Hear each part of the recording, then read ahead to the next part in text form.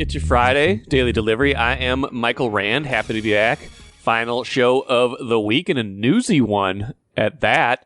Chip Scoggins and I will talk a little bit later about Gopher football. Big week for them with quarterback questions for the future. Vikings, same thing. Their quarterback situation thrown into a state of flux when Joshua Dobbs had a poor game on Monday Night Football. Now it seems like they are mulling a change, maybe Mullins a change. Sorry for the pun, but Chip and I will get into that and why I think that would be at least a mistake in the short term, or at least a mistake in terms of the ceiling of this team. We'll get into some wild stuff, and I'll talk a little bit more wild at the end of the show as well. Got some basketball teams that looked awfully good last night in a pair of wins. We'll get to that in a moment. First, though, what did I miss? Twins have a new alignment in their broadcast booths.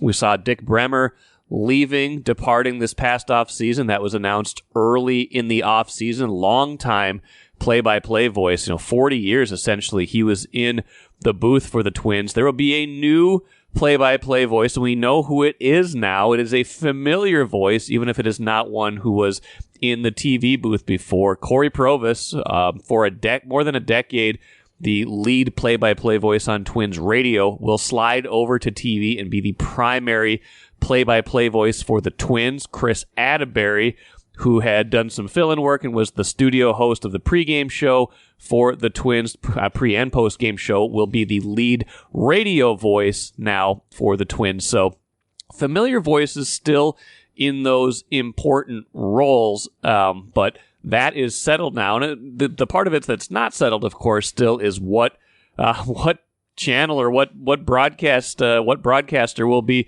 broadcasting Corey Provis's voice in 2024. Of course, the Twins done with their Bally Sports North contract at the end of 2023. Phil Miller's story on Friday morning, StarTribune.com. Go check that out. The one that reported, of course, the news of the broadcasters also gets into the fact that the Twins are still sorting through their broadcast options next year. And it still seems to me that the most likely thing is that they will wind up being broadcast and distributed through Major League Baseball, and that is going to be kind of their short-term and probably their long-term solution as they try to figure out how to put this all together in a way that is best for both their bottom line and for the fans. Now, he did mention there is a possibility they could do one more year maybe with Bally Sports North. That to me, though, seems unlikely. There would have to be some streaming component to that if they were going to do that, and people seem fairly frustrated with the Bally Sports North experience at this point, but or at least a lot of people are. So we'll see exactly where that winds up. But we do know at this point is that Corey Provis will be the play-by-play voice on TV, sliding over from radio, and Chris Atterbury will be the radio full-time play-by-play voice now. So congrats to both of those guys. I know both of them reasonably well, especially Chris. I actually remember meeting him when he was in town for his original interview with the Twins back in like the mid-2000s. So I've gotten to know him quite a bit over the years, consider him a friend. So congrats to him. Congrats to Corey. Should be a good partnership, Twins partnership over the years with those guys. And just kind of good probably for the Twins to have clarity on that and now be able to figure out what they want to do with their broadcast partner going forward. Basketball, a couple of breezy wins for the Wolves and the Gopher men's basketball team. It was a winning night. We'll get to the Wild, like I said, in a little bit after Chip and I talk, but Wolves win 101-90. It wasn't even really that close against Utah after a big third quarter, provided all the separation they needed. No Anthony Edwards in this game, no Jaden McDaniels in this game. Didn't really matter. Nickeil Alexander-Walker had a massive game, 20 points, filled up the stat sheet with, he had like seven assists, 5 rebounds, 5 steals. He took a bunch of charges. Like he really showed up against his former team. Remember, he was kind of a throw-in, it seemed like, in the deal where the Wolves got Mike Conley Jr. in the D'Angelo Russell trade last year. But the Wolves getting those 2 guys and 3 second-round picks in the D'Lo deal, that is proving to be quite a coup for Tim Connolly. Should mention also, Tim Connolly expected to join me on a show next week. We've kind of got that nailed down, so hopefully that comes to pass as scheduled next week. Thinking that'll be next week's show on Wednesday, but stay tuned for the official launch of that. But that is in the works right now. I wanted to talk to Tim just about successful start to this season, roster building, and so on and so forth. So good win for the Wolves over Utah. 14-4 now. 14-4.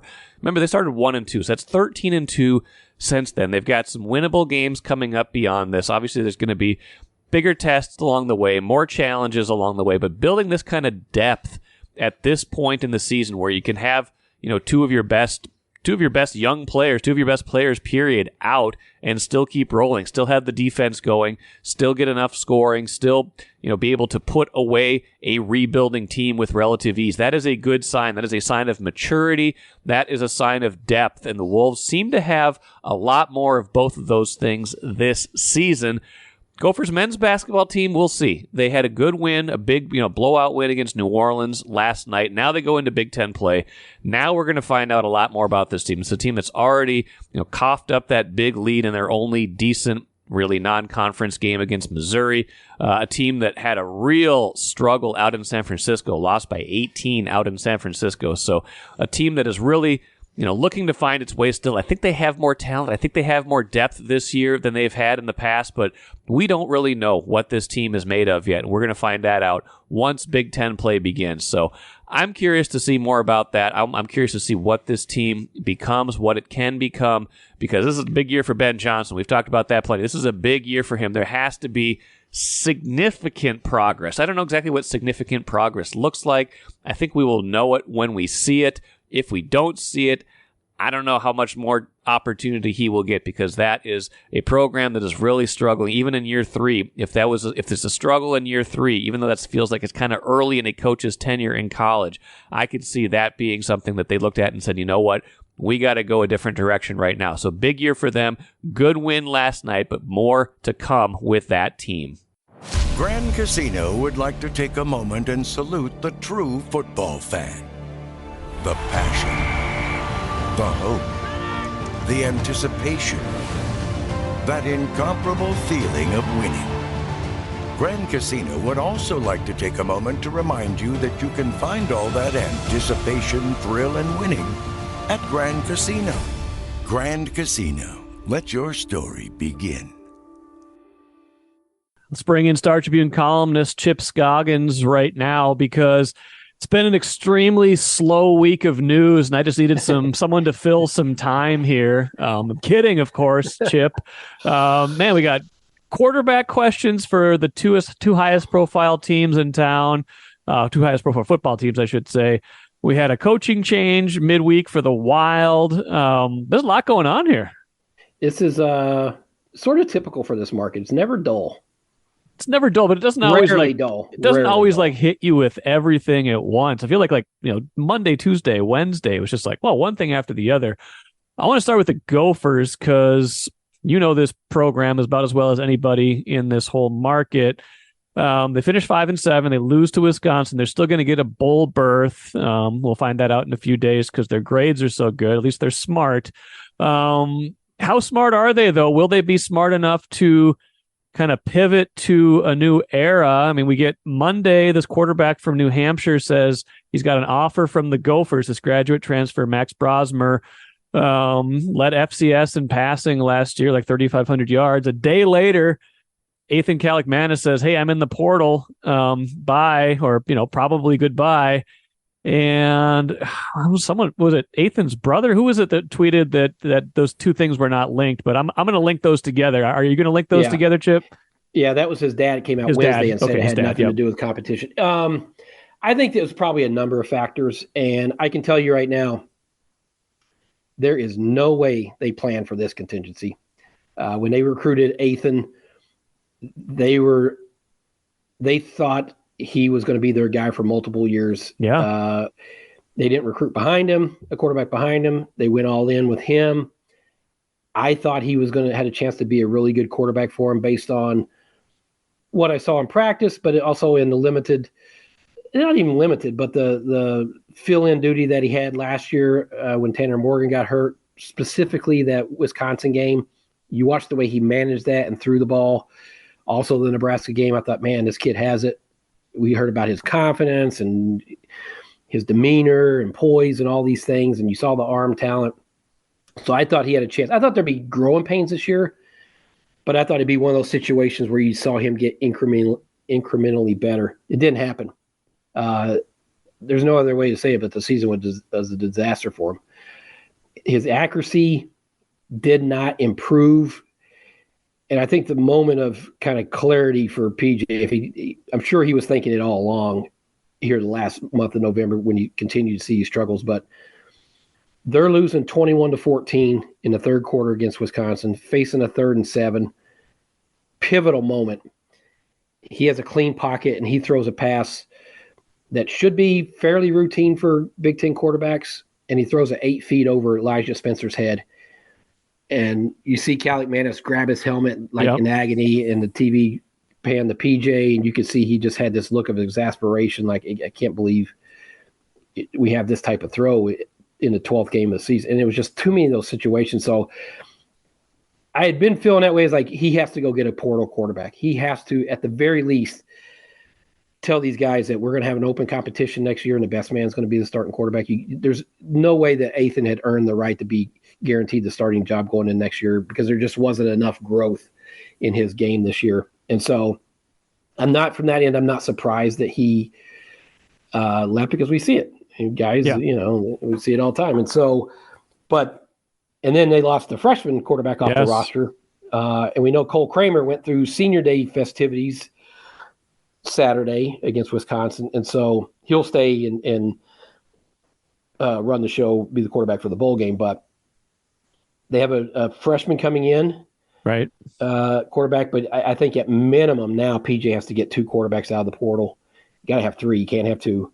And so it's a dicey situation for them for 2 major reasons, I think, when he's going to look for the quarterback. One, NIL is a big factor. Nebraska coach Matt Rule said yesterday that to get a good Power 5 quarterback, so you're talking about an established quarterback from somewhere in a Power 5 to transfer to your school, whatever grade he is or if he's a grad transfer, $1 million, $1.5 million, up to $2 million that you have to basically guarantee that player, that quarterback in NIL money, which the Gophers cannot do. They don't have that kind of money.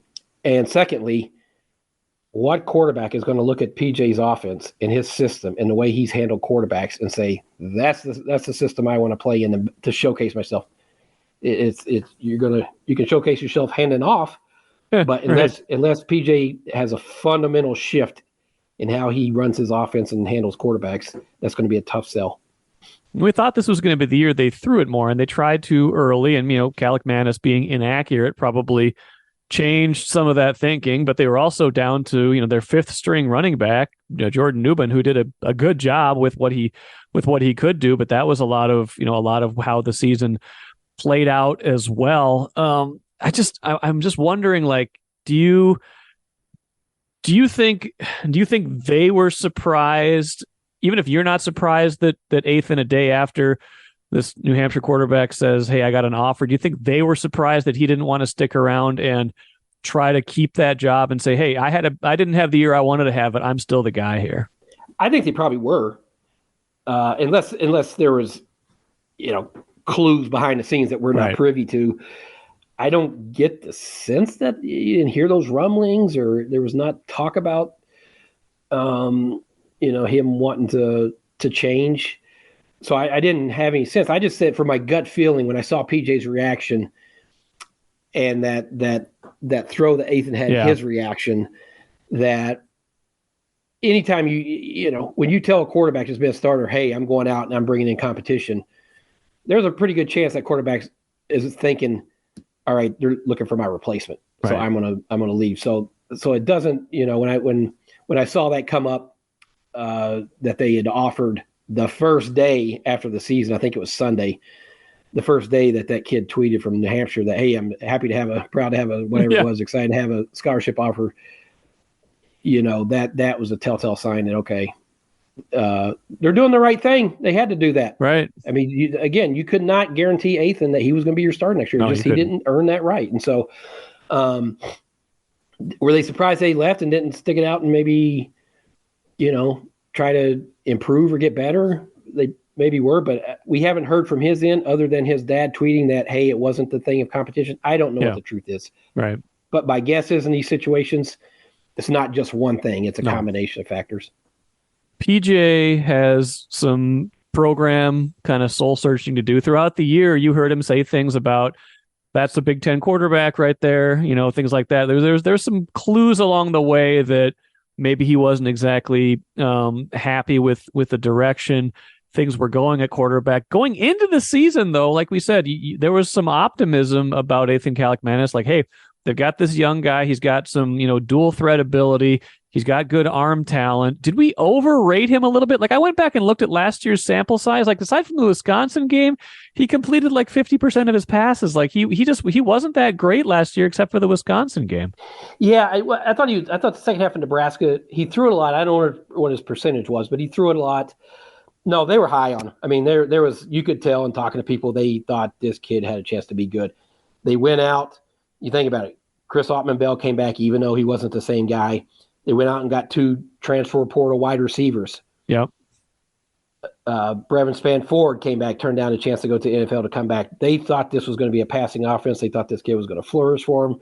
They expected some bumps, like you would always expect a first-year starting quarterback, but I think they thought long-term this was going to be a kid that started 2-3 years for him and by the end play at a really high level. So did we oversell a small snapshot of what he was? Maybe, but I think when you looked at his arm strength and some throws that he made, and we even saw him this year where I think that was the frustrating thing for me, Mike, was like there would be moments where you're like, wow, okay, that's a throw. That's a big time throw. That's right. We didn't, you didn't see Tanner Morgan make that kind of throw.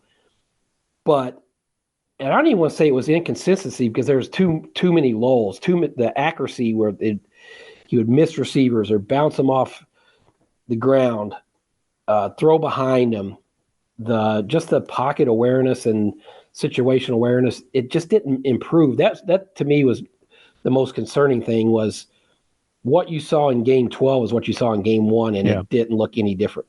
Yeah, that's a good point. Final point on this before we move on to a couple other things. I'd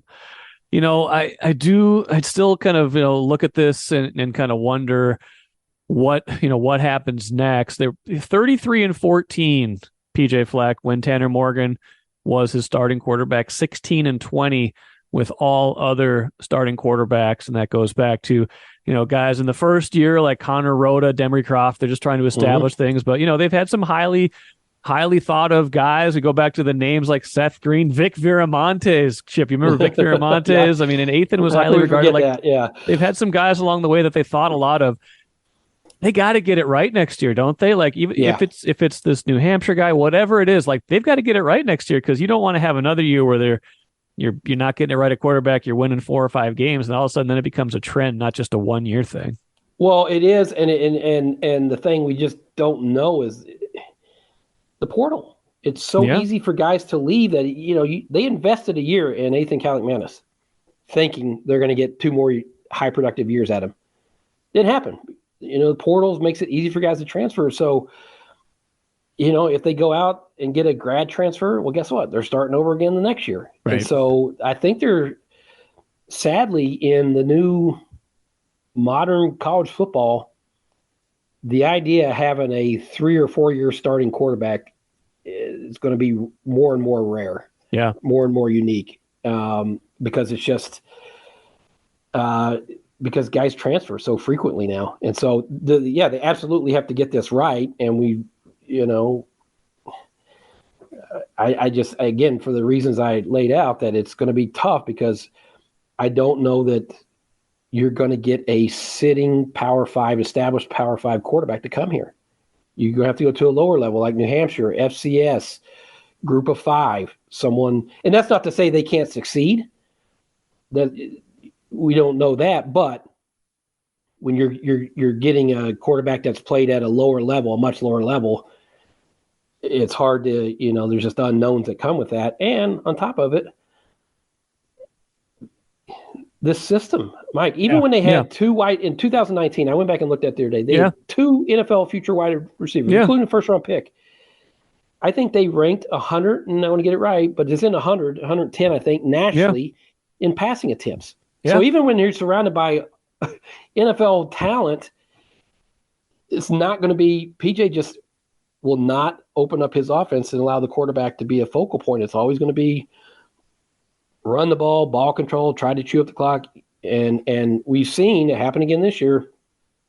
When things go wrong, there's an interception or drop pass or inaccuracy, whatever, he pulls back and doesn't trust it and tries to shorten the game by running the ball. And so I just, other than, hey, Big Ten school, that's a great academic school, Big Ten, the big stage, and you got a chance to start, I don't know what the other selling points are. Yeah, and those are old things to sell. There's new things that other places have to sell. They're maybe a little different now. Yeah, it's going to be interesting. If someone ever wins more than 33 games here as a quarterback, they're probably going to be building PJ a statue, because you're right. That's a lot in this modern era. Yeah, it is. Games to win. You're going to see. I don't know if the revolving door is too dramatic, but I think there's just going to be constant turnover at every position. Yeah. We saw just on Thursday, but Zach Evans announced he's in the portal too, right? Correct. Yep, they're running back. Let's move on to the Vikings. The Gophers have, we joke, we talked about it, but they've got weeks, months to kind of sort this all out until we get to spring practice and kind of the various stages of the portal along the way, and figure out ultimately their starter by next August. They don't have to really name anybody until then. The Vikings have to have a starter by about 10 days from now.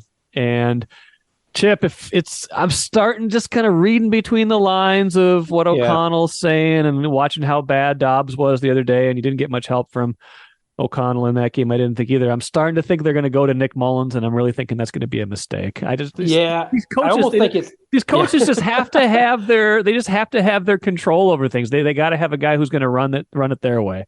Well, I think if you start looking at it and doing process of elimination, the turnovers are bad with Dobbs. I mean, we as much as euphoria as Dobbs mania was and fun, we're starting to see why he's played for 7 teams and was a backup, right? I mean, the turnovers are just you can't have them. I mean, they're just they're such a drain on your chance to win. And so my hunch is now that Mullins is healthy and Jaron Hall is healthy, I think I'm guessing O'Connell is going to want to go with somebody who knows the system, so it's not everything just trying to improvise on the fly and figure out what does he know, what can we do, that type things. And I agree with you. Like, you think there'd be more the scheme more sculpted around what Dobbs does well, moving his feet and different things. That's probably easier said than done to do. I mean, it's not like you have weeks and months in training camp to do that. So I'm wondering if he just says, you know what, the ceiling may be lower, the upside may be lower, but let's go with a guy who knows the system, knows the personnel, knows everything, who's been here for a while.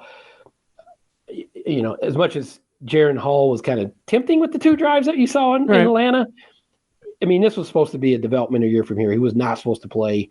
He would not have played if Mullins was healthy in that game. And so when you start looking at process of elimination, I won't be surprised if they go with Mullins when they come back. Yeah, and I think Dobbs would still be the number 2 in that case, and Hall goes back to being 3. I just look at it like this, Chip. Like, Nick Mullins maybe gives you the best chance to play a controlled game, try to let your defense. I mean, he's kind of like, he's certainly not as talented or as capable as Kirk Cousins, but he's the closest one of those guys to Kirk Cousins, right? He's the kind of more of the veteran who's going to run the offense, kind of knows what he's doing. He's got limited mobility. I think he's got like negative career rushing yards. He's not going to run anywhere, but if he gets a clean pocket and you got Justin Jefferson back, he can probably run the offense, find the open guy, drive you down the field, maybe get you a touchdown or 2, and try to let the defense win you a game like 20-16.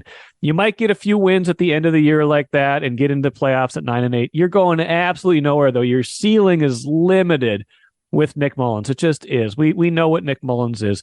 we know what Joshua Dobbs is, good and bad, right? Like, I feel like if you've got any chance to catch lightning in a bottle and go on a playoff run, it's with a guy like Dobbs, not Mullins. So it's just kind of an interesting way to kind of parse what you want out of this year.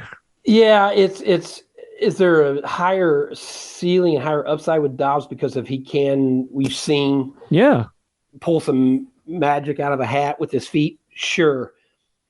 But, I mean, he's darn lucky he didn't have 5 interceptions in that game, 1 in a pick 6. I mean, it's hard to overlook his turnovers. It's what, 6 turnovers in 2 games? He's got 8 touchdowns and 8 turnovers in 4 games.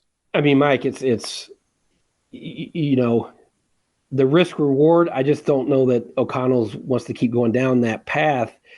And he might look at it as a thing of, yes, there might be those kind of magical moments that he pulls something out, you know, of the hat. But if you have 4 turnovers and we lose to Chicago Bears at home in a pivotal game, you can't ignore that, but with hoping that he does something spectacular, you know, sometimes. So I agree with your thinking, but if I'm, you know, I've been around coaches enough to know that I think that they go with, let's just play it safe, play it trust, you know, getting Jefferson back, defense is playing well. And I think more than anything, I do think it comes down to him knowing the offense and everything being so chaotic, trying to get Dobbs up to speed and figuring him out and him figuring the scheme and personnel out, that they probably just want to say, you know, let's just go to the guy who's been here for a while, who's gone through training camp and workouts. And so that's why I think they'll probably make that pivot.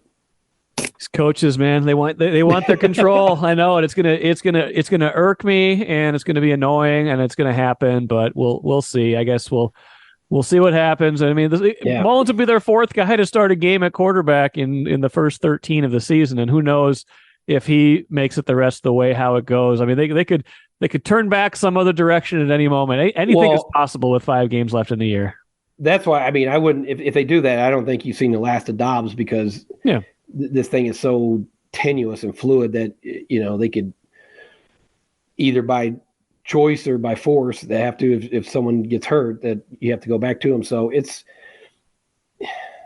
look, there's not good options. You know, at this point, there's interesting options. There's more interesting options. There's more interesting options than Nick Mullins. He's like the least interesting option. I have nothing against Nick Mullins. In terms of sexiness of storylines, Kevin O'Connell's not here to. Kevin O'Connell's not here for our storylines, is he? No, he's not. He's here to try to make the playoffs, and I get it. I just think their ceiling is limited, but maybe it's limited all around. Hey, final thing. Wild changed coaches. Seemed like fans were kind of annoyed or upset. Like, a lot of people liked Dean Evison more than I realized. And a lot of people were down on Bill Guerin for how this season has gone and for that decision. What did you know, it's the thing, like Bill Guerin said, you can't fire 23 players, which is kind of an old thing that hockey guys say, but also probably can't make 23 guys feel all that great. But what did you make of the decision at that point? Yeah, wasn't surprised. I mean, particularly this sport, it happens. Like when a team that's mired in a losing streak like they were, and guys are underperforming, it's the easiest thing, the most convenient thing that teams always do. They fire coach. I thought Dean was a fine coach. He did good things. I like dealing with him.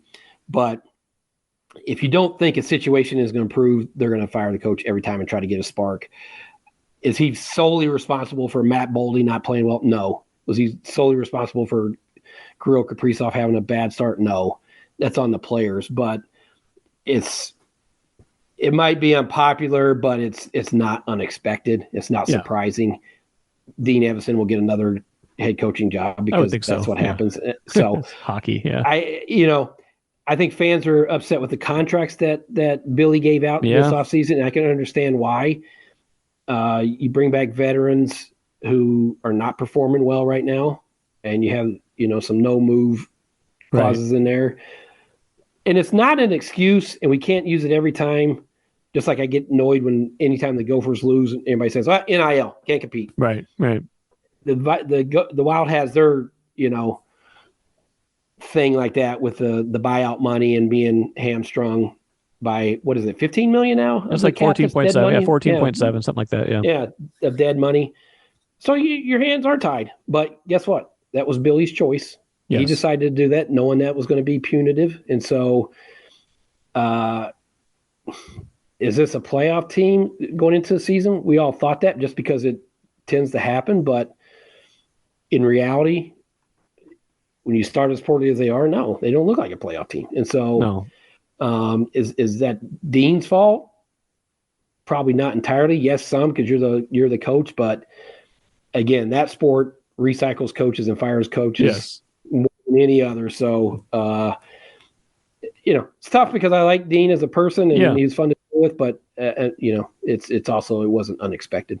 It's just so weird. Like, these guys are professionals. Like, why is it that suddenly another grown man comes in the locker room, says something slightly different, and then they play well in their first game and win? It's very sad. I mean, it's human nature, I suppose, to a degree, but like, why do coaching? I don't get why coaching changes, especially in this case where they've had some success with this guy and they don't seem to actively dislike Dean Evison. Like, why would that be such a big deal and give teams sparks all the time, especially in hockey? It is the unanswerable question. Is like, really? It took someone getting fired for you to play hard, right? Or to pick up your like that? That's right. Could you not do that on your own without? So, but I don't. But it happens.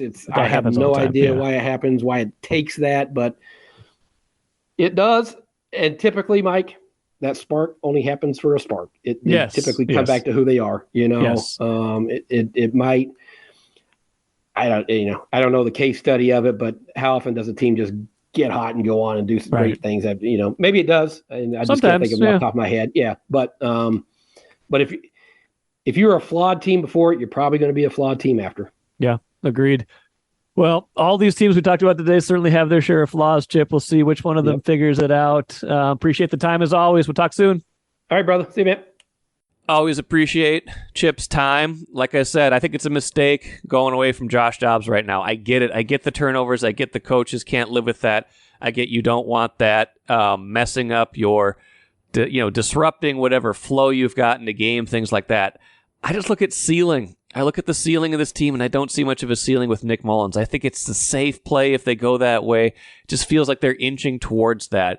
I felt differently earlier in the week, but I think now I'm kind of starting to read how this is headed, listen to what Kevin O'Connell has to say. It just feels like that's where they are trending right now. Not like Nick Mullins is a bad quarterback. He's a fine quarterback. He's okay. He will run the offense most like Kirk Cousins the rest of the way, but he is not Kirk Cousins. So basically, you're getting a lesser version of Kirk Cousins who wasn't really going to take you anywhere anyway this season. So what does that tell you? It tells me that I think they should go with Dobbs until the wheels completely fall off. I think he gives you the most opportunity to actually win big games this season. If you're talking about someone who could catch a heater, ride 3 or 4 games that could be well above average, Josh Dobbs I think he's the guy that gives you the best chance to do that. But the Vikings will make the decision that they make. Feels like they're going to go with the safe choice, a guy who might be able to kind of manage a game, maybe get them into the playoffs and get completely destroyed in a playoff game. That's what Nick Mullins does as far as I'm concerned, but maybe that's what they're looking for at this point. They're just kind of get through it and go beyond that. So we'll see what they actually ultimately decide to do. Now, the Wild, like Chip and I were talking about, getting a boost from the John Hines hire in the first game. Now, how about Thursday night? 6-1 at Nashville, a team that had been going well. Nashville won a bunch of games in a row. Wild blitzed them in the first period with 3 goals. Connor Dewar winds up with a hat trick in this game. Kaprizov scores on the power play.